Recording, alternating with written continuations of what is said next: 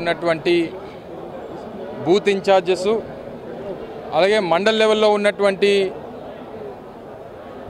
JCS కన్వీనర్లు, అలాగే నియోజకవర్గ అబ్జర్వర్లు, అలాగే అసెంబ్లీ కోఆర్డినేటర్స్ అందరితో కూడా ఈరోజు సమావేశం పరిచి రేపు ఎన్నికలకి సంబంధించినటువంటి ప్రణాళికలతో పాటు ఎన్నికల్లో ఏవైతే ఎలక్షన్ కమిషన్ నూతనంగా ఇస్తున్నటువంటి కొన్ని ఆప్షన్స్ అంటే అబవ్ 80 ఇయర్స్ సంబంధించి కానీ లేదా ఫిజికల్ హ్యాండిక్యాప్స్ సంబంధించి కానీ అనేక ఆప్షన్స్ కొత్తగా కేంద్ర ఎన్నికల కమిషన్ తీసుకొస్తున్నటువంటి తరుణంలో దాని మీద కూడా ఒక వర్క్షాప్ క్యాండిడేట్స్కి బూత్ ఇన్ఛార్జెస్కి అందరికి కూడా నిర్వహించాలని చెప్పి ఉద్దేశంతో ఈ కార్యక్రమాన్ని ఒక ఉదయం నుంచి సాయంత్రం వరకు నిర్వహించాలని చెప్పి పార్టీ నిర్ణయం తీసుకుంది.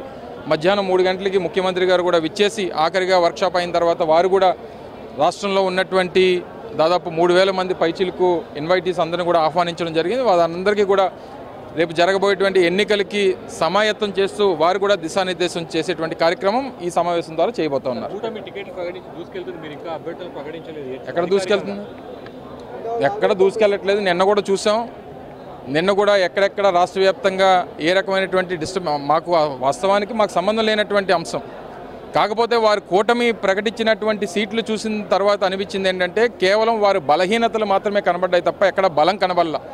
ఒక పక్క జగన్మోహన్ రెడ్డి గారు నేను గడిచినటువంటి 5 సంవత్సరాలుగా చేసినటువంటి అభివృద్ధిని చూసి ఓటేయమని చెప్పి జగన్మోహన్ రెడ్డి గారు ప్రజల్ని కోరుతూ ఉంటే మా పొత్తుల్ని చూసి ఓటేయండి అని చెప్పి వారిద్దరూ కోరుతూ ఉన్నారు. చాలా తేడా ఉంది దానికి. ఎందుకంటే రాష్ట్రంలో రేపు జరగబోయేటువంటి ఎన్నిక, రేపు జరగబోయేటువంటి ప్రజలు ఇచ్చేటువంటి తీర్పు ఈ రాష్ట్ర భవిష్యత్తుకి సంబంధించేటువంటిది. సో పొత్తులు చూసి ఓటేయాల్సినటువంటి పరిస్థితిలో ప్రజలు లేరు.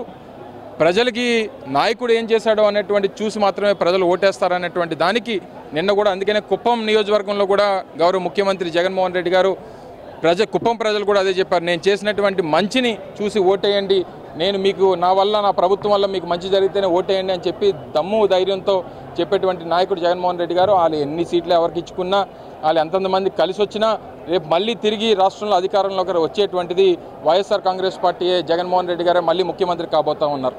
Thank you.